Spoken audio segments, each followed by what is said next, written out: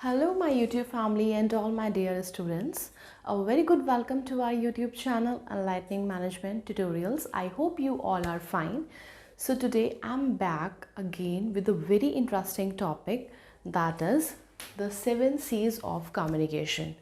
Last class में हम लोगों ने बिजनेस कम्युनिकेशन के स्कोप और ऑब्जेक्टिव्स को डिस्कस किया था and I told you that कि अब जो नेक्स्ट वीडियो आएगा that is the 7 C's of communication. So I'm back with that topic. So let's get start our today's session. First of all, देखो आज हम लोगों को डिस्कस करना है कि कम्युनिकेशन के कौन कौन से 7 C's होते हैं. सबसे पहले मैं आपको इसका एक ब्रीफ इंट्रोडक्शन दे देती हूँ. What are the 7 C's of communication? That means हम कम्युनिकेशन के 7 C's की बात कर रहे हैं. अगर हम 7 C's की बात करें तो इसका मतलब ये भी हो सकता है कि हम एक इफ़ेक्टिव कम्युनिकेशन कैसे कर सकते हैं या फिर एक इफ़ेक्टिव कम्युनिकेशन की कौन कौन सी करेक्टरिस्टिक्स होती हैं. अगर ये 7 C's आपके कम्युनिकेशन के अंदर प्रेजेंट है दैट मीन्स जो आपका कम्युनिकेशन का प्रोसेस है वो बहुत ही ज़्यादा इफ़ेक्टिव हो रहा है. और कौन कौन से प्रिंसिपल्स हैं जो एक इफ़ेक्टिव कम्युनिकेशन के होने चाहिए. सो अगर क्वेश्चन आता है principles of effective communication, what are the characteristics of effective communication and what are the 7 C's of communication, तो answer will be the same.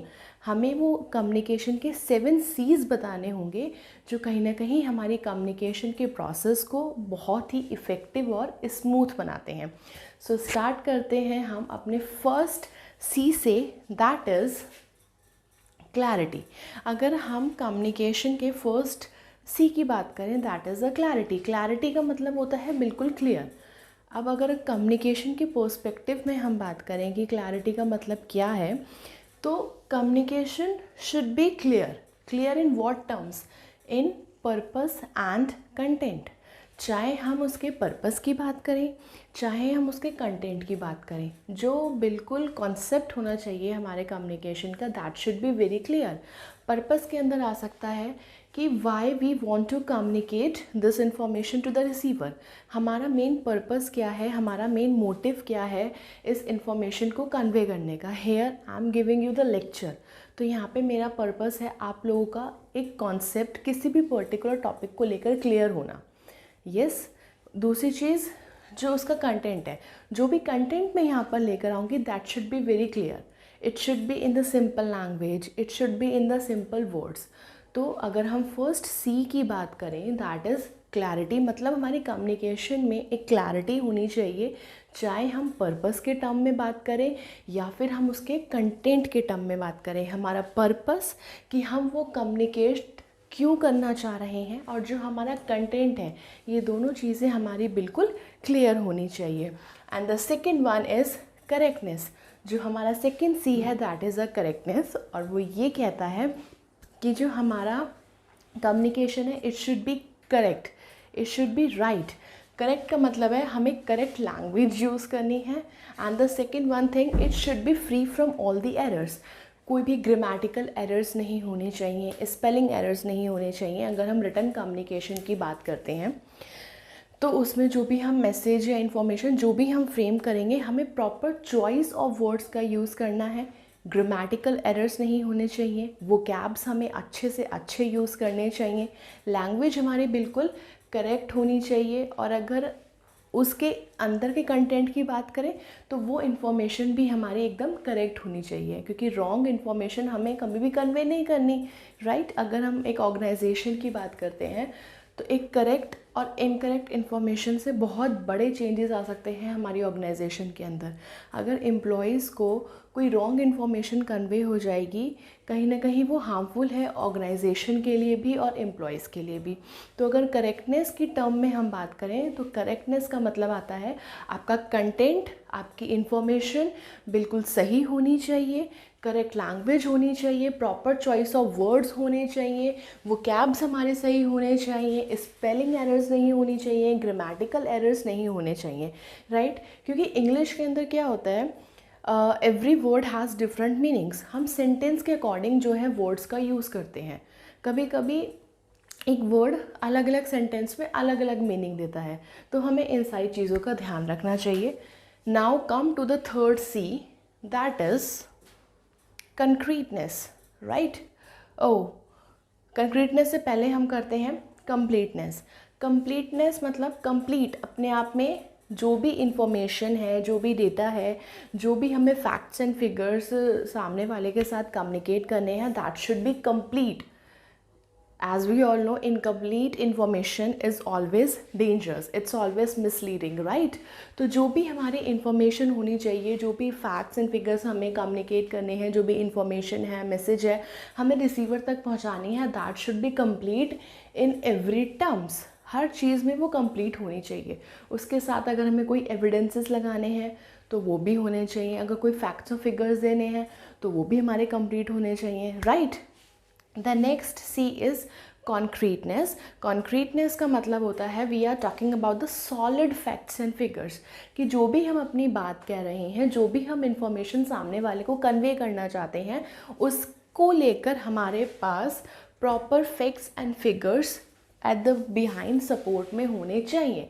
हमें पर्टिकुलरली बात को कहना है, we should not talk in a general. बस ऐसे जैसे हम अपने एम्प्लॉयज़ को कोई काम समझा रहे हैं, उन्हें कोई बात कन्वे कर रहे हैं, कोई टॉप लेवल का मैसेज है जो हम अपने एम्प्लॉयज़ तक कन्वे करना है, तो हम उनको बस ओरली समझा दें कि ये चीज़ ऐसे होनी चाहिए या ये ऐसे होना चाहिए, रादर देन कि हम उनको पर्टिकुलरली चीज़ें दिखाकर, जहाँ पे हम चीज़ें उनको शो कर सकते हैं, जहाँ पे हम फैक्ट्स और फिगर्स के साथ अपनी इंफॉर्मेशन को एक सपोर्टिव एविडेंस दे सकते हैं, वहाँ पे हमें वो चीज़ करनी चाहिए, जिससे हमारी कम्युनिकेशन के अंदर, हमारी बात के अंदर एक वेटेज आ जाए, राइट?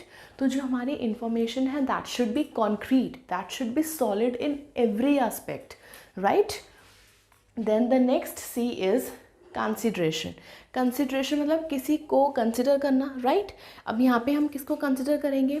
अब यहाँ पे हम कंसिडर करेंगे रिसीवर को। हमें अपनी बात किसको कन्वे करना है, हम कम्युनिकेट हम किसके साथ कर रहे हैं? रिसीवर के साथ। So we should take consideration on the perspective of the receiver.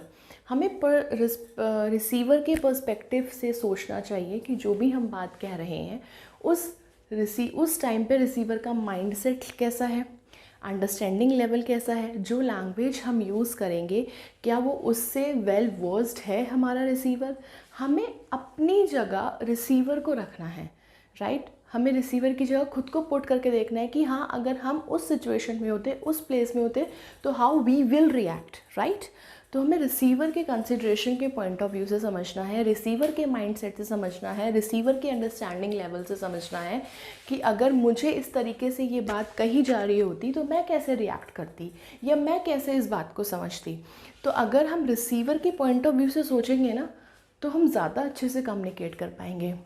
Like you all are audience, जैसे कि मैं बताया, I am here the speaker, I am here the communicator, और आप सब लिसनर्स हैं, रिसीवर्स हैं, राइट? तो यहाँ पे मैं जितना ज़्यादा कोशिश करूँ, अगर मुझे कोई टॉपिक आपको डिलीवर करना है, तो यहाँ पे मैं आप सबके पॉइंट ऑफ व्यू से समझूंगी कि हाँ, इस टॉपिक को अगर मैं ऐसे समझाती हूँ तो ये चीज़ सामने वाले को ज़्यादा अच्छे तरीके से समझ में आती है। अगर इस टॉपिक को मैं थ्योरेटिकली, डायग्रामेटिकली दिखाऊँगी तो ज़्यादा अच्छे समझ में आएगा। अगर इस टॉपिक को मैं सिर्फ बोल कर बता सकती हूँ तो ज़्यादा अच्छे तरीके से समझ में आएगा। डायग्राम्स के थ्रू दिखाऊंगी तो ज़्यादा अच्छे तरीके से समझ में आएगा। तो अगर मैं रिसीवर के पॉइंट ऑफ व्यू से सोचूंगी और उसी तरीके से अपने कम्युनिकेशन को, अपनी मैसेज या इन्फॉर्मेशन को फ्रेम करूंगी, तो हमारी कम्युनिकेशन उतनी ही इफ़ेक्टिव होती है, और जो हमारा मेन पर्पस होता है, जो हम कन्वे करना चाहते हैं रिसीवर को, वो भी बिल्कुल क्लियर कट रहता है और ईजिली अंडरस्टूड होता है by the receiver. Now the next C is courtesy. Courtesy का मतलब क्या होता है? We should be polite enough, right? हमें एकदम पोलाइट रहना है। We should not use the harsh words, we should not use the cold words, right? अगर I am here the speaker, अगर मैं आप लोगों को कुछ बता रही हूँ, कोई इन्फॉर्मेशन कन्वे कर रही हूँ, या अगर कोई मैनेजर है, बॉस है, वो अपने एम्प्लॉयज़ को, सबॉर्डिनेट को कुछ समझाना चाहता है, कुछ बताना चाहता है, दैट मीन्स ऐसा नहीं है कि वो सुपीरियर है, उसको बहुत नॉलेज है। You are knowledgeable enough, but आपको उस चीज़ का मिसयूज़ नहीं करना है। आपको इस तरीके से आपको रिसीवर से बात करनी है, उनको समझाना है कि रिसीवर के पॉइंट ऑफ व्यू में जो आपका नेचर है, आप किस पोलाइटनेस लेवल के साथ उनसे बात करते हो, अपनी बात को रखते हो। क्योंकि जितना हम इन सारी चीज़ों का ध्यान रखेंगे, रिसीवर के परसेप्शन पे ये सारी चीज़ें अफेक्ट डालती हैं। बात को कहने का एक तरीका होता है।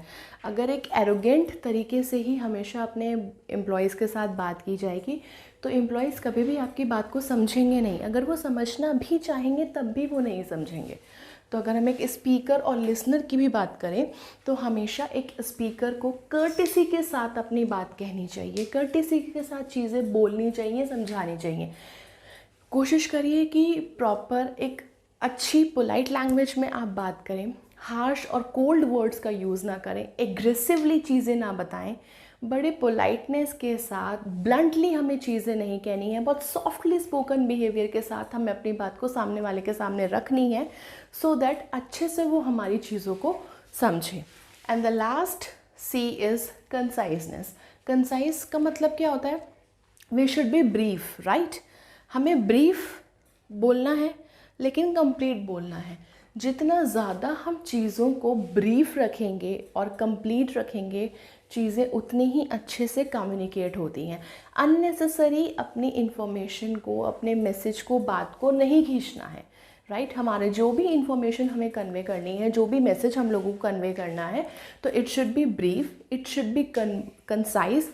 जितना हम फ्यूएस्ट पॉसिबल वर्ड्स में अपनी बात को कह सकते हैं, हमें उस बात को कहना चाहिए। अगर आपको लगता है कि एक लाइन में सामने वाले को आपकी बात समझ में आ जाएगी, दैट्स एनफ।